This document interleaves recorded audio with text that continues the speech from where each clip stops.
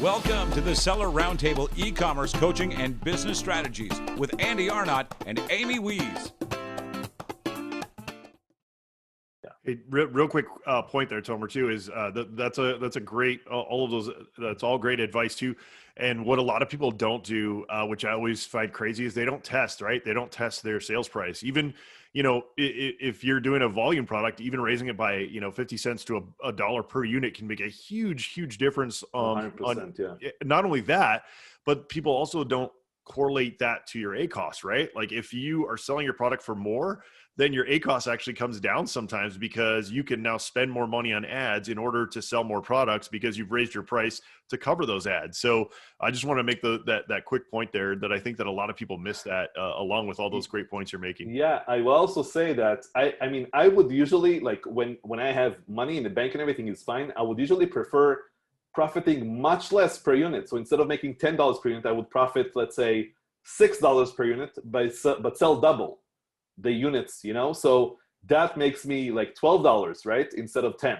You understand? So this is what they're doing. This is what the big guys are doing. They're just like killing their ROI, but making a lot more money in the process because they don't have stock problems, don't have inventory, don't have cash flow problems.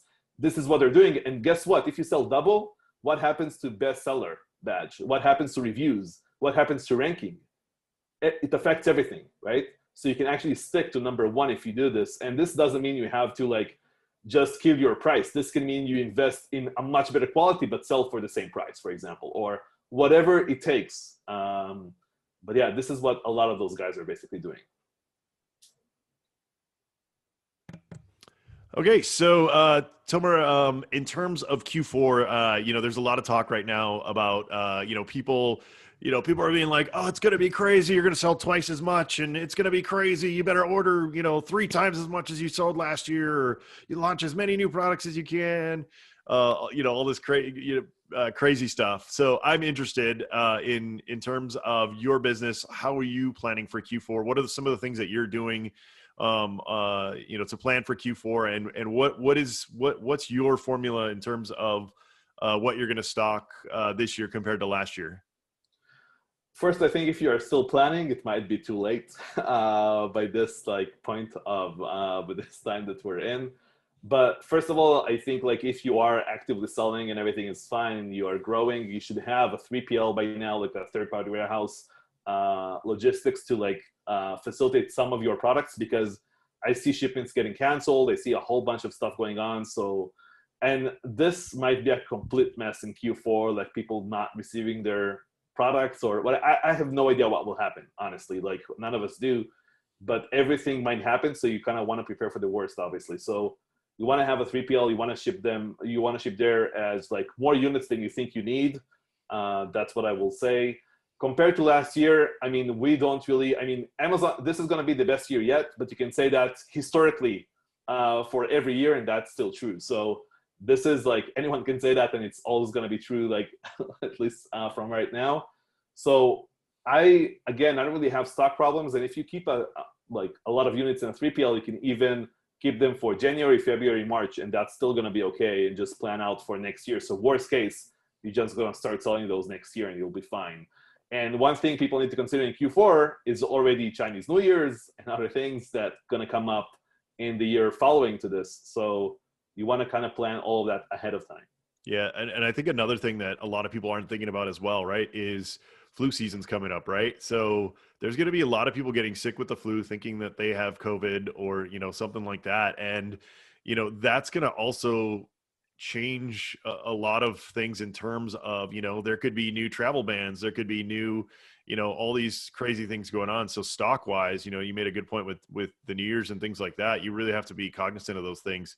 One thing, yeah. What I would say to that is, if you are planning to launch, I would call them COVID products, right?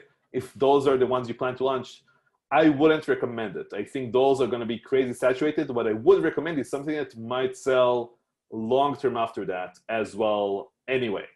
So we never sell very seasonal products just for one season. I'm not going to sell a Halloween costume, for example, ever, because it's so difficult to maintain profit while having stock left at the end of the season, and you have to get rid of it. and all that stuff going on. So let's say you sell toys, that's great, that works in Q4, but hopefully those can be played outdoors, so that sells in the spring and in the summertime as well when they buy it for their kids. And then you sell like nicely throughout the year. And I believe there are so many products in Amazon, there is no real reason to like go after, again, those shiny objects that you think I'm gonna make a ton of money on those, because there is so much opportunity. And again, when I select a product, I want it to sell for at least a few years. I don't want to put all of that investment, listings, development, everything else, just to sell for like one season and maybe make some money out of it. Yeah, absolutely. Yeah. We've gotten out of, we're trying to diversify in terms of that as well, because we do have a lot of seasonal products. So we are going much more into stuff that sells year round. For our niche, we're into a lot more, that COVID is picked a lot of winners and losers in terms of what people have already had, right? Like emergency food, people are selling like crazy, survival people, like all these things that people are selling right now. Like you said, though, that could go away. So you really have to be careful in terms of what you pick on having a product for a long game. Like, cats are going to continue to poop for the remainder. So that's a good business to be in. A couple of years ago, I met you and saw you at ASM, and you had gone and done a presentation on launching. And I was nodding my head the whole time because you're one of the few people that actually, I think explains launching as a long game. There's so many people that don't look at launching as a launch cycle. It's not like a launch, it's a launch cycle, right? It's like 6 months sometimes. It could be, I've had a launch plan for like 6 months to a year sometimes, because I'm going into a super saturated competitive market. But I knew that if I played the long game on it, I could win, and so many people don't know that. You see so many, you're talking about Facebook groups, how so many people are like, oh, I launched this one product, it's not, after 2 weeks, it's not selling. I give up. I'm out. Amazon sucks. It's like, I see that all the time. And I'm always just like, oh, come on. You got to look at Amazon, especially like with launching, just like any other business. It's a long game. You got to, a lot of times we'll go in the red on products for, 3 months, 6 months, year. And, we could end up losing on that product, but generally we don't, because we know that it's a long game. If we hang in there long enough, that we are going to go and take those organic spots. We're going to go and take those PPC spots. We're going to organically rank. We're going to get the reviews. We're going to do all that. So I would love to hear your follow-up kind of on what I initially heard in terms of launching. What are you doing for launching now, and kind of your launch plans? Yeah. So first of all, I completely agree. I think that everything you do in this business is definitely long-term. It should be looked as such. And even if you plan on selling the business, whatever, you should plan ahead. So you should organize your finances. You should be organized with your folders, everything, employees, teams in place, whatever it takes to be organized to get that sale ready. There is a saying like that my commander, like in the military, used to say that whatever doesn't happen in training doesn't happen in combat afterwards. So you kind of want to do that while you are like, whenever, like whatever it is that you do, that's kind of how you do everything else afterwards. When it comes to launching, first thing I will say is that you have to give yourself a chance with the units you bring in. I mean, if you see that everyone on the first page, for example, is selling 300 units per month, you can't bring 300 units, right? And if you say, oh, but that's all the budget I have, and that's actually the MOQ from the supplier, well, so what? You can't launch with 300 units if everyone is selling that per month with like very low reviews. Let's say everyone have like, because when you launch, you're going to compete with those that have 20, 30, 50 reviews when you initiate launch. So you kind of want to look at their sales and how many sales they generate. And then you want to plan ahead. What is your lead time on this? What is the production time, shipping time, and everything? And then you kind of plan ahead your launch. So basically I break this down to like your lead time, like production and shipping. And then there is something I call buffer time. So buffer time, what I mean by that is how many days do I want to give myself when this product gets to Amazon, how many days do I want to have before placing that second order? So let's say you put 30-day buffer time. That means that you give yourself a month before ordering more stock. So basically the calculation here is you're going to take the number of units you think you're going to sell per day, based on what you see from those low-end competitors. And if those don't exist, it's going to be very difficult to like do this, to really launch this product without giving away a lot of units. But let's say those do exist, and let's say they're doing like 10 units. Do you think you're going to sell 10 per day on average of that first stock? So at the beginning, you're going to sell like 2 to 3 per day, and then in the end, you're going to sell like 20 per day, okay? So overall, you're going to sell 10 per day on average. So then you take the lead time. So let's say that's 30 and 30 days, so 60 days. And then you want to take 40-day buffer time. So that's like 100 days. You're going to sell 10 per day on average. So you just multiply 10 by the 100 days, and you bring 1,000 units when you launch this product. And this buffer time is something that is really kind of neglected. And when you get to 10 sales a day, that's kind of your signal to order more stock. Even if it happens before your buffer time ends, this is what triggers your order. And if this is your first product, I would probably recommend taking like 45, 60-day buffer time, no matter what the initial lead time is. Our like basic rule is that buffer time equals lead time. That's like the basic rule that we kind of follow for new products. I know this is like a lot of math on a podcast, but hopefully that was kind of clear. Yeah. Yeah, awesome. So I know, Tomer, that you're into, what some would consider, advanced tactics, gray hat tactics. Anything that you're currently, techniques that you're currently using that might be a little on the fringe, would you say? And yeah, so I honestly, like, that was something that I used to do a few years back, but everything changed for me. I think it was 2016 actually, because if you remember, there was a big wipe of reviews. I got like thousands of reviews removed. Back then you could say, give me like an honest feedback for like, for like a free product and whatever. And that was within TOS, right, to do. So everyone were getting like fake reviews. I had 3.5 star products showing like 5 stars on Amazon because I was just faking my way to the top. And then when they did that wipe, I just said to myself, well, I'm just going to sell this legitimately. I'm going to run this business legitimately without doing any of the gray hat stuff, you can say. But I'm trying to think. So before, you talked about pricing a lot. And I really think that if you are a beginner, don't be too worried about cheap products. If the ROI is there, don't worry about it. And if you sell for around $12, one tip I can give you is increase it to $12.50 or $13, because as you all know, $25 is free shipping, right, for Prime members. And everyone is like increasing from 24 to 25. That's obvious. But if you sell for $12.50 and they buy 2 units from you, that's also 25, and that's free shipping as well. So you want to keep that thing in mind as well. One thing that we do to liquidate stock that works really well is the social promo codes in Amazon. Do you know what I'm talking about with social promo codes? Yeah, it's funny. I've not used them a lot, but yeah, I know what you're talking about, and they are probably one of the most underutilized. Yeah, so we tested this. Like crazy. So social promo codes are basically, as you all know, there are a lot of Amazon affiliates out there, like influencers, affiliates that are advertising affiliate links for Amazon. So if I type best Bluetooth headphones in Google, I'm going to find a lot of articles showing the top 10 Bluetooth headphones, and they just put like the best sellers in Amazon in most cases in those articles. Now, what this does, the promo code, this costs nothing. Like if you go to promotions, social media promo code, and what you do there is you put at least 50%, so 50% discount on your product.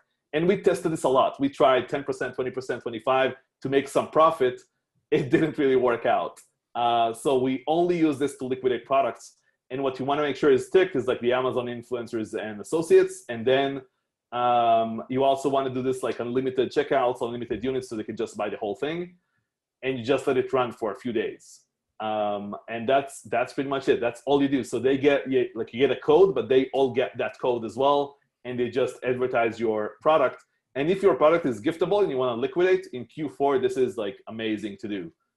So this is one thing you can definitely do in Q4. Or let's say you still have plenty of stock and it's like the end of December, you can just activate this, and hopefully that will help you liquidate really fast so you don't get overstocked by the end of December and pay for all that stock in January afterwards. Yeah, that's good advice. There might be some people who have, some product launches and product just Yeah. sitting there, not moving, that, I will also say, like, people think this is my good for like a launching strategy to get some orders in and very like 80% off.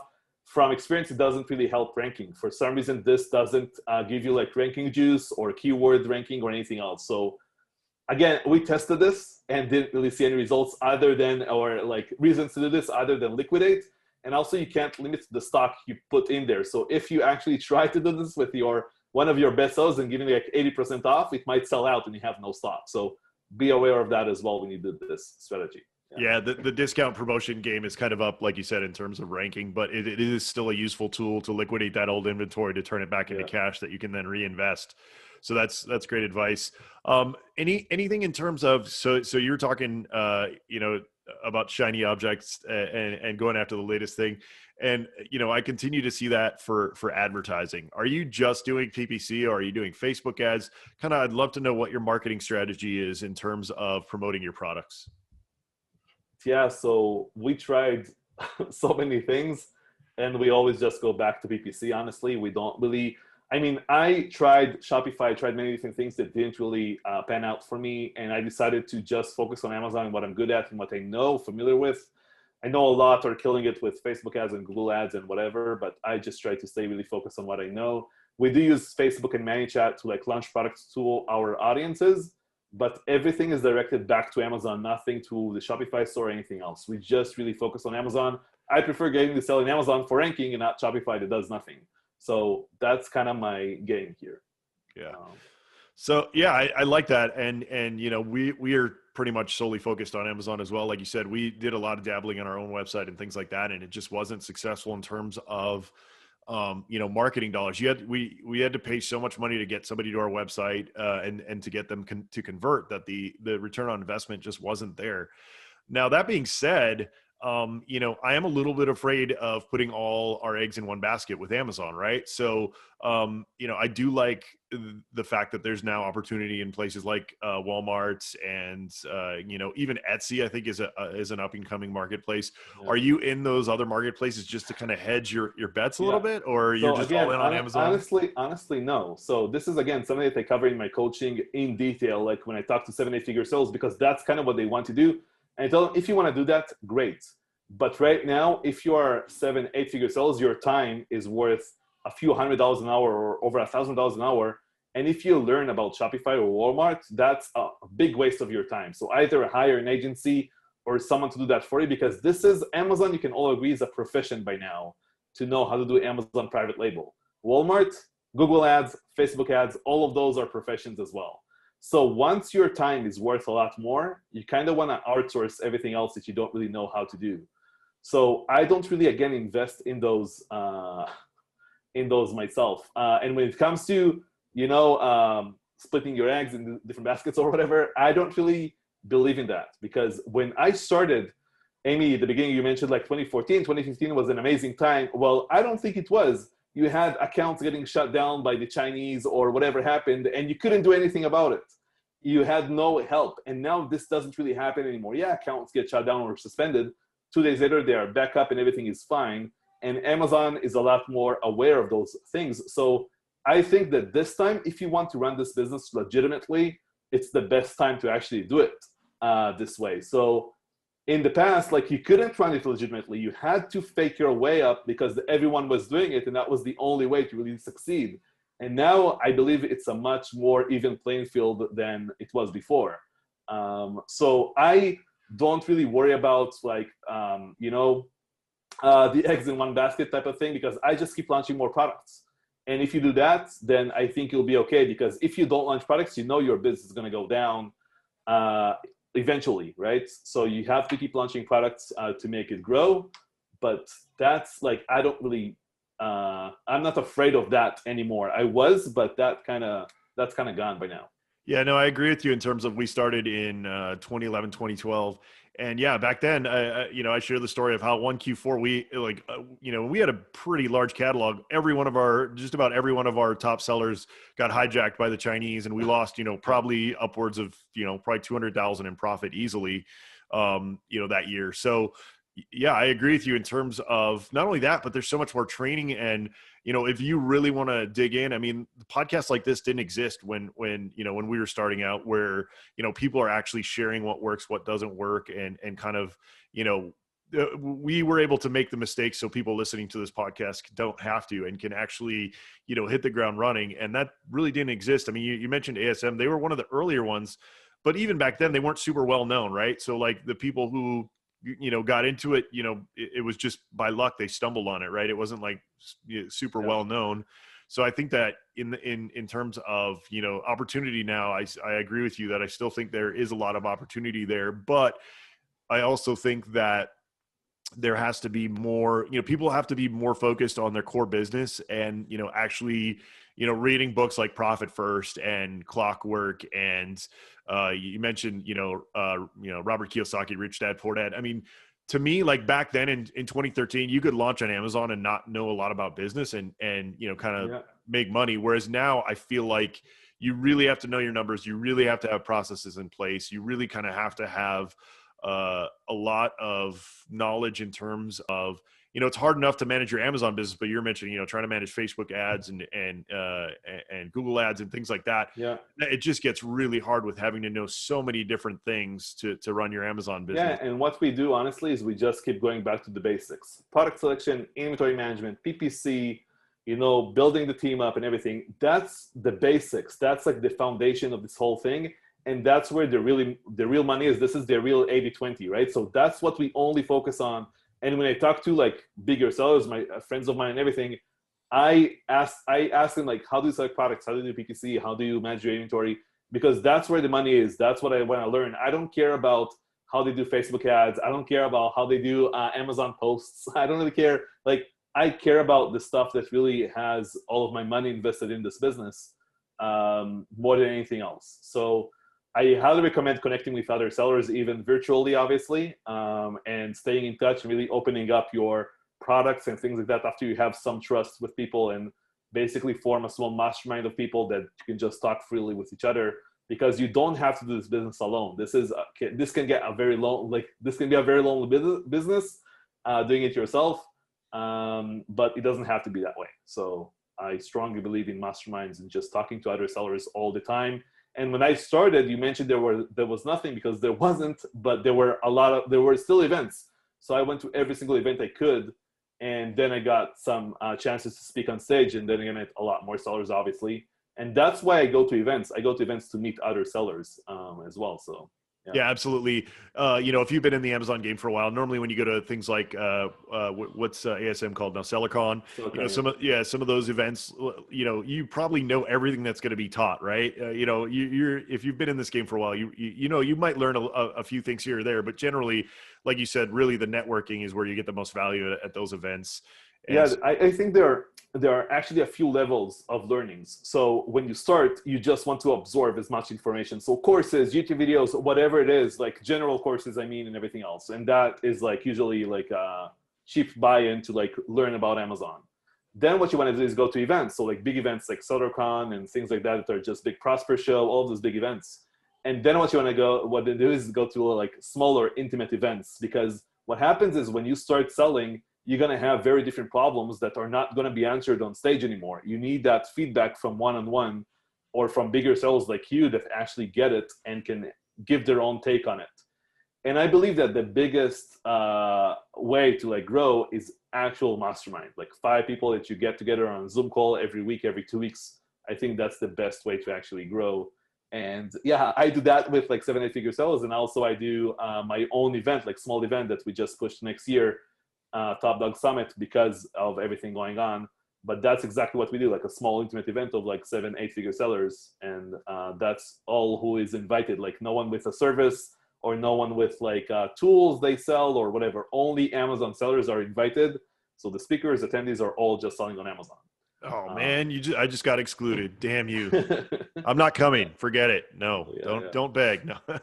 Tomer, thank you so much for sharing all your insights, and I love talking to sellers who have been in the game for a long time, because there's always some something you glean from everyone. Like you said, the mastermind idea is a great idea.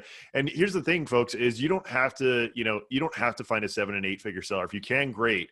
But it's also great to mastermind just with people at your own level, because you're going to That's the mastermind. The mastermind should be around your level. If you're going to approach 7, 8 figure sellers, they're just going to demand a lot of money to join your mastermind. Right. So not only that, but just do it for free. Just have people at your level and just mastermind with them. Exactly, because you're going to be running into the same kind of issues that everybody else is at that level. So I definitely agree with that. And you are still going to have a little bit of variation in terms of skill set, sales, things like that. So everybody will be able to get pulled up to the higher level from the highest person there. So that's all great advice. That being said, I always like to ask this because I know you like to turn dials, Tomer. I'm the same way, and I try not to. I like right now. What I've noticed is I listen and consume too much information, so I'm really trying to tighten up what I listen to, what I watch, things like that.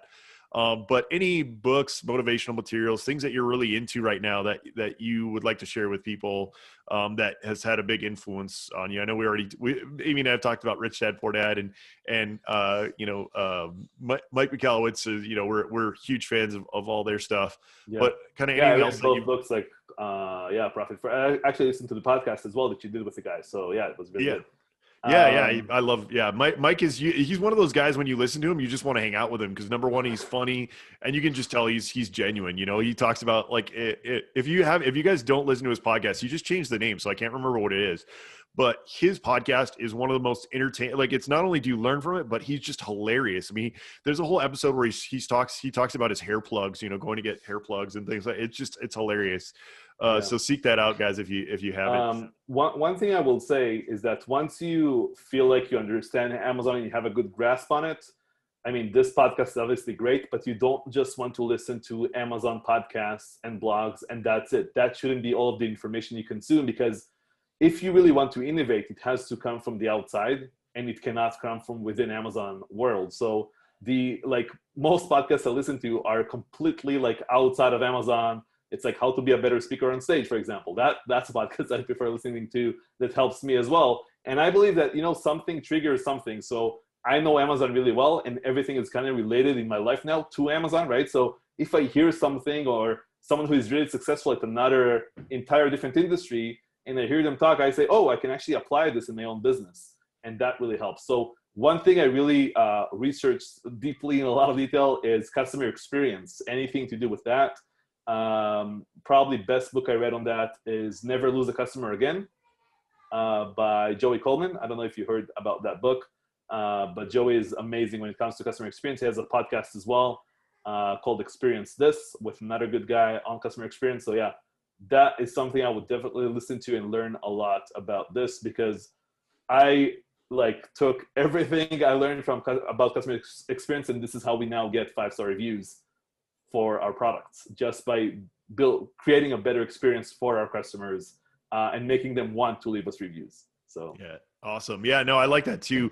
My wife Molly actually turned me on to a coaching podcast, and it's fantastic. It has nothing to do with Amazon, but like you said, not only that, but people don't be afraid to get into some fiction, right? I don't. The thing is, everything has to do with Amazon. Yeah, that's the thing. Once you're good at something, everything has to do with it. I remember I talked to a friend of mine who is a marathon runner, right? And he started selling on Amazon. He said, this is so related to Amazon, right? I'm very focused. I'm zoomed in. I know what I'm doing. I did magic for over 10 years professionally. That relates to Amazon as well, because I know how to make the element of surprise when someone opens their product, and I know how to do this and how to talk to them and communicate and everything else. So I believe that if you mastered something, it doesn't matter what in your life, and you're good at it, you can just use that in your Amazon business as well. And once you're good at Amazon, you can absorb a lot of other things to your business at the same time. So definitely. Yeah, awesome. All right. How can people get a hold of you? Feel free to plug anything you want here so that people can reach out. Yeah, sure. So first of all, you have, if you just type my name, so .com, that's my website, tomerrabinovich.com. So if you go there and you can also do /learn. So you have that talk from SellerCon there. You have a bunch of like live lectures, everything, no opt-in, nothing. Just watch whatever you want. It's all up there for free. You can also have a contact page. You can contact me there. And there is a new program I created, which is called Amazon Simplified. It's a 10-week program. Sold out. The first 100 people sold out, but we're going to open this again later on. So if you go to my name, again, my website.com /simple, you're going to have a form to fill out just to stay on like a waiting list for that as well. Yeah, that's pretty much everything. Awesome, Tomer. Thank you so much again for being on today. Really appreciate it. And folks, if you haven't done so yet, please rate, review, subscribe. We really, really appreciate it when you guys do that. If you haven't done so yet, actually, it'll probably be done by the time you hear this. But we're trending pretty well in terms of not only our rankings for podcasts, but also for the seller poll. We did pretty well last year. This year, we're killing it again. So we really appreciate it, guys. If you go out there and vote for us, and if you haven't voted for us, then just remember to do it next year. But we really appreciate it, guys. Thank you so much. Amy and I love helping you guys any way that we can. We love sharing our successes and our failures, and letting you guys know what not to do and what to do. So thank you guys again, and we'll see you next time on the Seller Roundtable. Thanks for tuning in. Join us every Tuesday at 1 p.m. Pacific Standard Time for live Q&A and bonus content after the recording at sellerroundtable.com. Sponsored by the ultimate software tool for Amazon sales and growth, sellerseo.com and amazingathome.com.